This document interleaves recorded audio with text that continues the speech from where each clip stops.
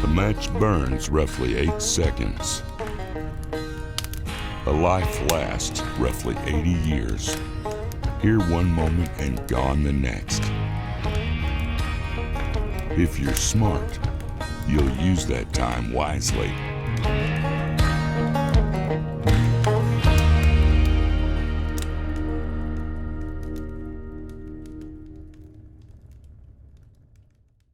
Hello, everyone. Today we are in week 4 of our journey through Ecclesiastes. And if you've missed any of the first 3 sermons, I encourage you to go back and check those out. We've got so many ways for you to stay connected. You can check us out on Facebook, YouTube, whoisgrace.com. Plus, you can find your chair and stay connected daily on YouVersion. Search for What's the Point, and you will find the 3 parts of the series reading plan. Or head over to whoisgrace.com/read and find all our resources to help you make the most of this study in Ecclesiastes. So, in the last 3 weeks, we've laid some really important groundwork for understanding the book that I want to just quickly review.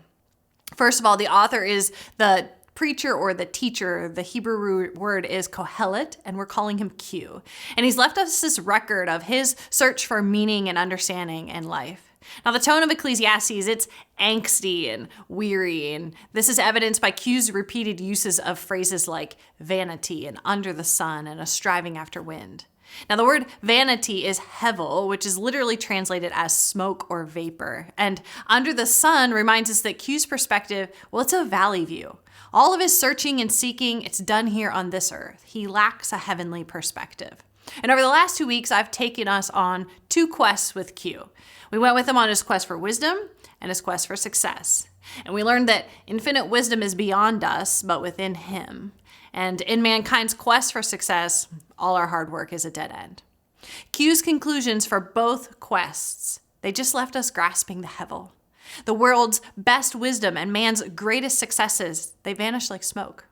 But we also learned the true conclusions to these quests because, unlike Q, we have the revelation of Jesus Christ, Emmanuel, God with us, the Word of God, the light of the world, the way, the truth, and the life. And so we know that while the world's wisdom will vanish, the spirit of wisdom that lived in Jesus lives in his followers.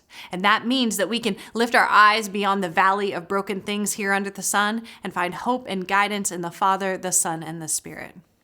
And we know that when we are yoked to Jesus, we can both work really hard and truly rest.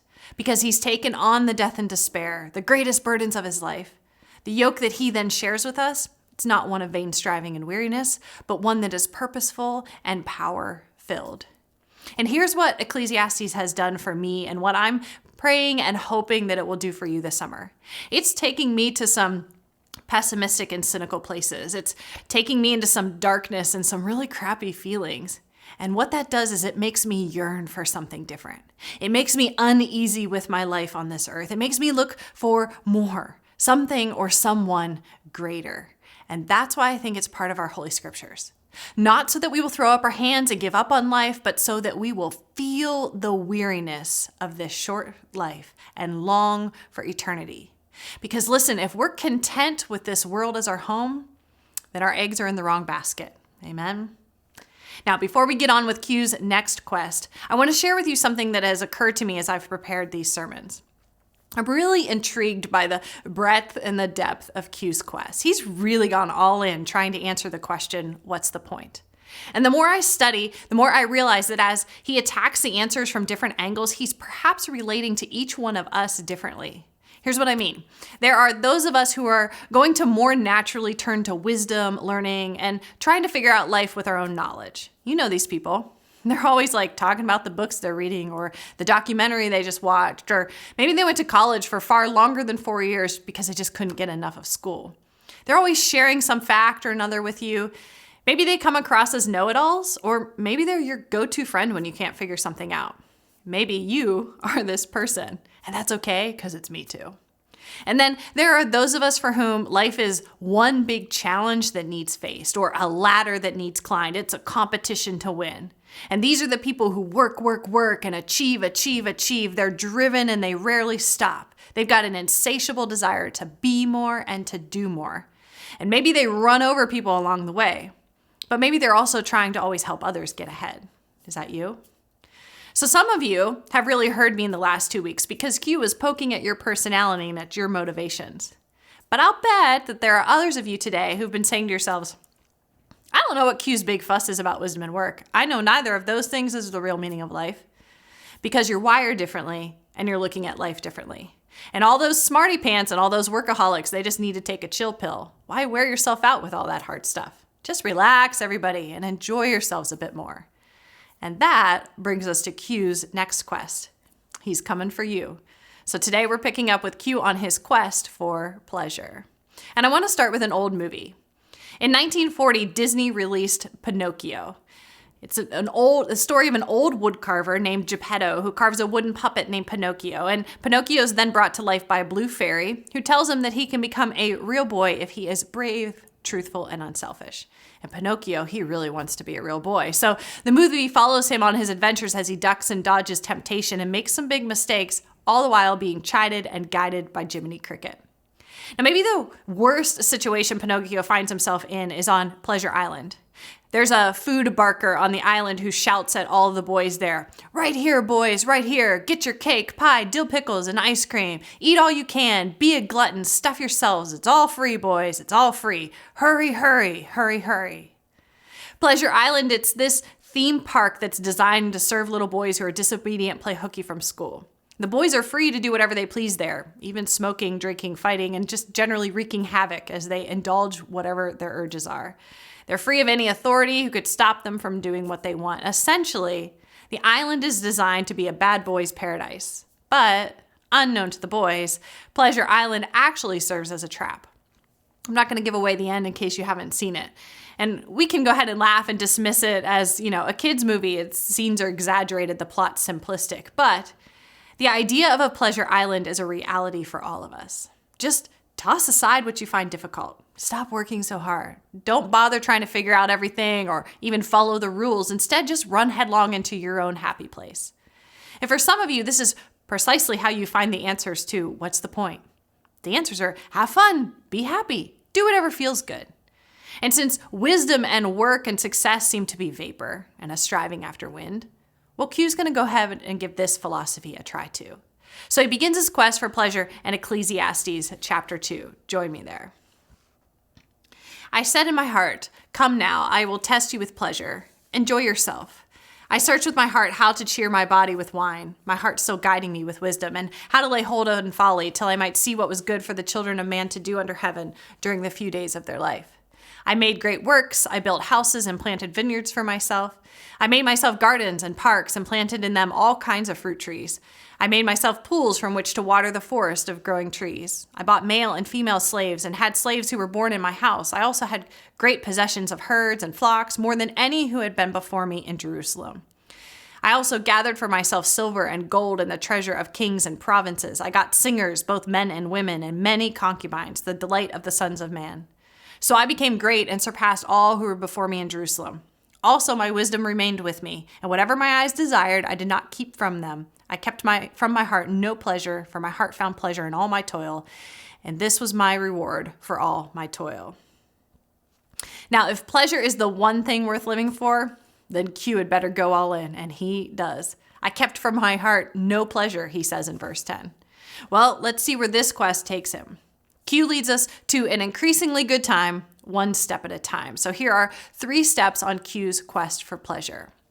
Step 1, pour some wine and make a plan. In verse 3, Q begins, I searched with my heart how to cheer my body with wine, my heart still guiding me with wisdom, and how to lay hold on folly, till I might see what was good for the children of man to do under heaven during the few days of their life. Now, many of you may be far too spontaneous and sanguine to make a plan for your fun, but Q needs to consider all the angles and all the ways to find pleasure in this life under heaven. Don't forget that key phrase. When Q is talking about wisdom here, and when he's talking about what's good for people to do, he is doing it from the limited perspective of this world. He's not yet taking into account that there might be something greater than what he can find here on earth. So Q pours a glass of wine, starts brainstorming all the ways to find pleasure in his short life. He didn't even have Google or Instagram, Pinterest, or Netflix to show him how it's done, but he managed to draft a pretty impressive plan for pleasure. We've got far more access to pleasure than Q. We are drowning in ways to access entertainment, excitement, fun. I can imagine that a survey of all of you would reveal hundreds of unique ideas for pursuing pleasure. Me, I would say something like a solo tour of historic libraries around the world. But that probably reveals more about my desire for wisdom and knowledge than pleasure. My 9-year-old daughter, Maddie, might say a day at the beach. She loves to play in the waves and she loves laying in the warm sand. My 7-year-old son, Lincoln, might say a day of Nerf wars and soccer. For my husband, Nate, it's probably a day of golf followed by a bonfire with friends. And for our family, well, we rarely say no to some good ice cream. What about you? Maybe pleasure for you is indulging in your favorite dessert or an all-inclusive trip somewhere tropical. Many of us, we've got vacations or staycations already planned for our summer. Though, for some reason, those end up feeling more like work sometimes than pleasure. But let's take a closer look at what Q came up with. So we're going to move on to step 2 of his quest for pleasure, and that is build your kingdom. In verses 4 through 8, we see Q's plans come to fruition. I have no idea how long he spent on all of this, but it was certainly longer than you and I have for vacation days. Q's quest for pleasure includes massive construction plans. He builds and builds. He's got houses, vineyards, gardens, parks, pools, forests. And because all of that building will require maintenance and cleaning, he needs probably hundreds of slaves, and he needs countless possessions. He needs fields and herds and flocks to feed everyone, and he needs more silver and gold to pay for everything. And then, of course, he'll throw parties, so he needs entertainers and singers. And to top it all off, he acquires some concubines. Quite beautiful ones, apparently, because they're the delight of men. So let's pause and take note of a few things here. Q's efforts are all aimed at building his own kingdom. What he does is create a paradise for self-pleasure, his very own pleasure island. There doesn't appear to be anything philanthropic about any of it. All of this is for Q and Q alone, for his happiness, for his benefit, for his escape from the weariness of life under the sun. He has quite literally built the kingdom of Q. And it sounds as if his careful planning has paid off. He didn't forget a thing, right? He's got the food covered, the exotic locations, the staff, the sex, everything gold and silver can buy, and I'm sure friends aren't hard to find either. He's got it all, and he has it on a grand scale. Now, you might be scanning that list and saying, well, there's nothing wrong with having a garden. And of course there isn't. And there's nothing really wrong with having wealth. But that also isn't the point. We can point to both the good and the sinful in this list and maybe conclude that, well, Q's gone just a little too far. But that's Q's point. He's got to go big or go home. If pleasure is the meaning of life, if building the kingdom of Q is the answer to life's big question, what's the point? Then of course, he has to do any and everything that just might bring pleasure. Now, Q's kingdom, it might not be your ideal. Your kingdom might look a lot different. In fact, maybe you derive the greatest pleasure from the people in your life. So you build your kingdom around them, around their needs, around their happiness, around spending time with them. Maybe you derive deep pleasure from animals, so you volunteer at the shelter and take in strays, and you can't say no, so you've got a dozen cats. Or maybe TV and movies are your happy place, so you love to binge one show after another, and you've got a long queue of movies stacked up, and you're going to spend hours of your week watching. And when you're not watching, you're going to think about what you're watching next. Now, it isn't that all the things that you enjoy are bad. But like the food stall guy in Pinocchio who said, eat all you can, stuff yourselves. Pleasure makes us greedy for more. Once you get that endorphin hit from your first skydive or your first kiss, your first Oreo or your first party, your first trophy or your first win at the slots, you are drawn in, and that thing that gives you pleasure, it's just so enticing. It becomes very difficult to say no. And as you continue to build your pleasure kingdom, you're increasingly tempted to believe that the greatest meaning in life is now found in satisfying that pleasure. In other words, your happiness feelings have become the point of your life. Was that really so bad? Well, we'll just have to see what Q discovers. He's got just one more step for us in the quest to pleasure. So that step 3 is enjoy your kingdom. And he says, so I became great and surpassed all who were before me in Jerusalem. And whatever my eyes desired, I did not keep from them. I kept from my heart no pleasure, for my heart found pleasure in all my toil. And this was my reward for all my toil. All of Q's grand plans were realized. Whatever he wanted, he got it. Every little happiness, desire of his heart, and he enjoyed it. For years, he must have built his kingdom and then enjoyed the spoils of his effort. It says that his slaves were giving birth to more slaves, and that takes a while, and well, forests don't grow in a year. So this quest of Q's, it must have been much of his life. So maybe, just maybe, he had finally hit on the thing that satisfied his need to understand the point of life. Maybe pleasure scratched that itch. Maybe giving in to his every whim, his every selfish desire, his every lust and craving would put his mind to rest and his heart at ease for the rest of his days. Maybe the kingdom of Q was the answer he's been chasing. But I think we know that's not how this quest ends. When I read from chapter 2 a minute ago, I actually skipped some of Q's thoughts just so we wouldn't jump ahead without lingering at each step of Q's quest. So now let's go back and read one more time. I said in my heart, "Come now, I will test you with pleasure. Enjoy yourself." But behold, this also was vanity. I said, "Of laughter it is mad, and of pleasure what use is it? Whatever my eyes desired, I did not keep from them. I kept from my heart no pleasure, for my heart found pleasure in all my toil, and this was my reward for all my toil. Then I considered all that my hands had done, and the toil I had expended in doing it, and behold, all was vanity and a striving after wind, and there was nothing to be gained under the sun." Q spent years, maybe decades, on the hedonistic quest to build his own kingdom, and he is maddened to find that pleasure turns out to be hevel. Just like wisdom and just like success, his pleasure island was a striving after wind. The fun was fleeting. The endorphin highs were temporary.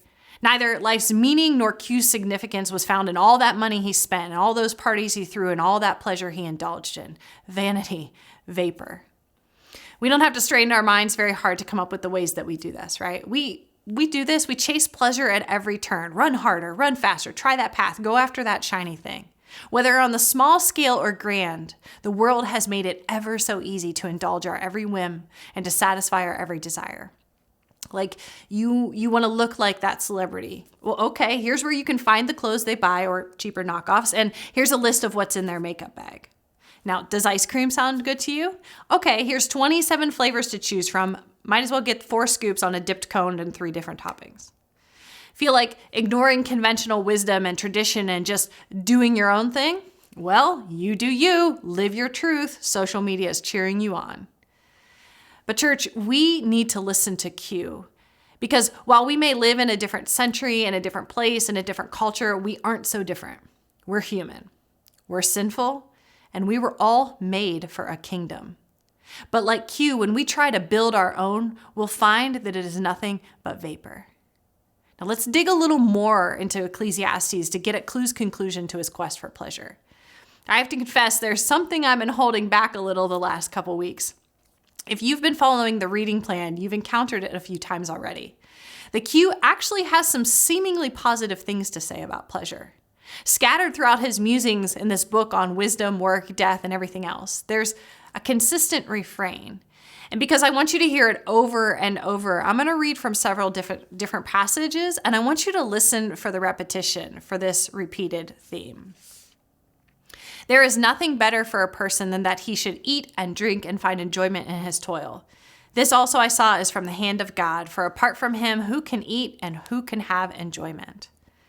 I perceived that there is nothing better for them than to be joyful and to do good as long as they live. Also, that everyone should eat and drink and take pleasure in all his toil. This is God's gift to man.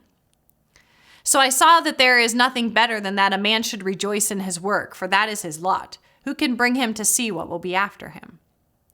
Behold, what I have seen to be good and fitting is to eat and drink and find enjoyment in all the toil with which one toils under the sun the few days of his life that God has given him, for this is his lot. Everyone also to whom God has given wealth and possessions and power to enjoy them and to accept his lot and rejoice in his toil, this is the gift of God. For he will not much remember the days of his life because God keeps him occupied with joy in his heart. And I commend joy, for man has nothing better under the sun but to eat and drink and be joyful, for this will go with him in his toil through the days of his life that God has given him under the sun.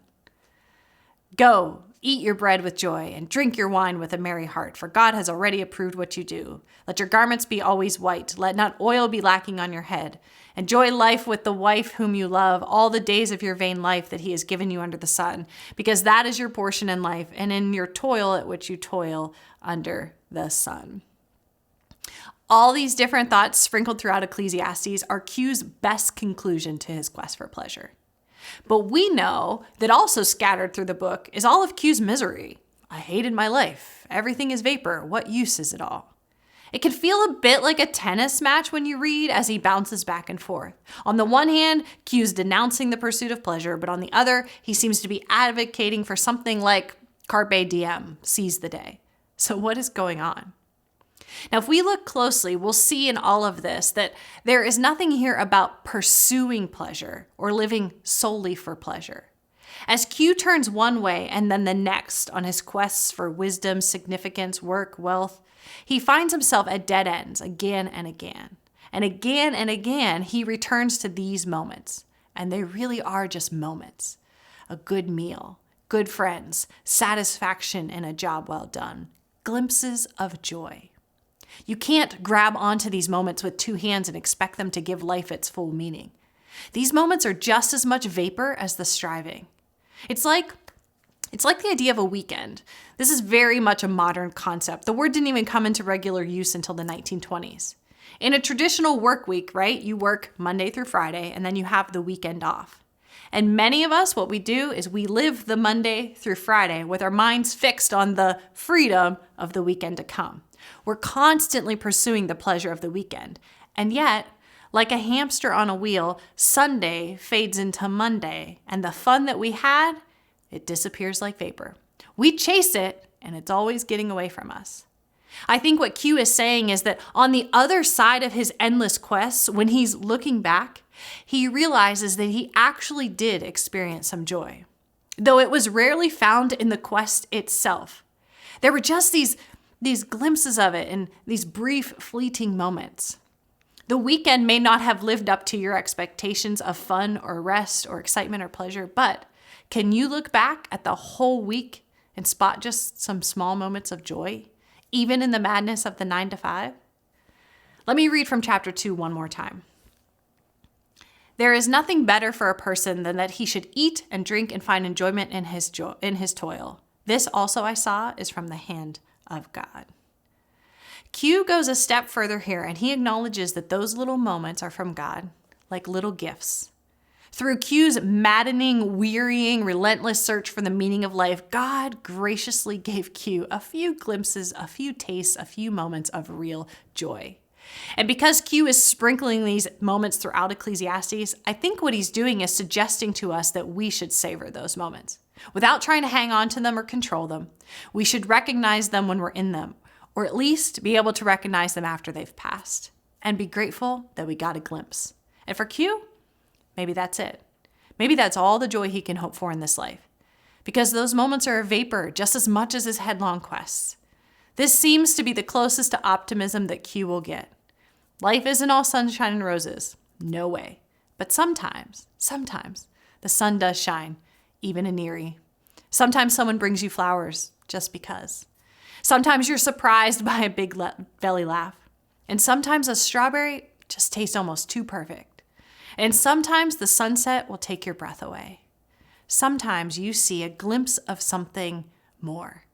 And then the moment passes and life returns to the hamster wheel of day-to-day weariness.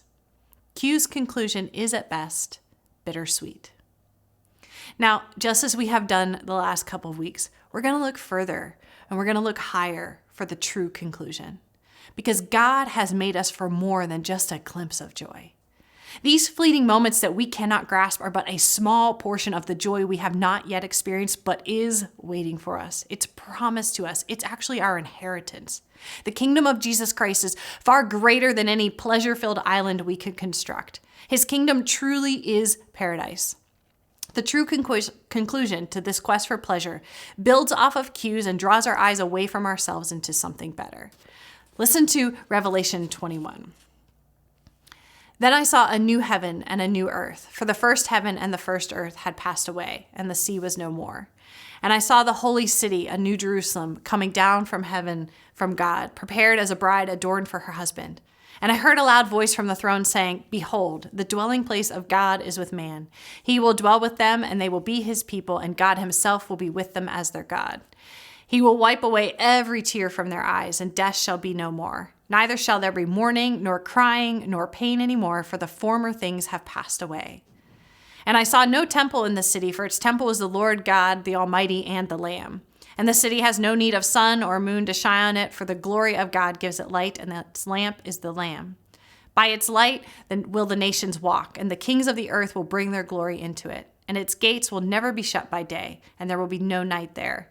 They will bring into it the glory and the honor of the nations. That's our kingdom. That's our true home. All the joy and all the peace and all the light. None of the weariness or hurt or grief.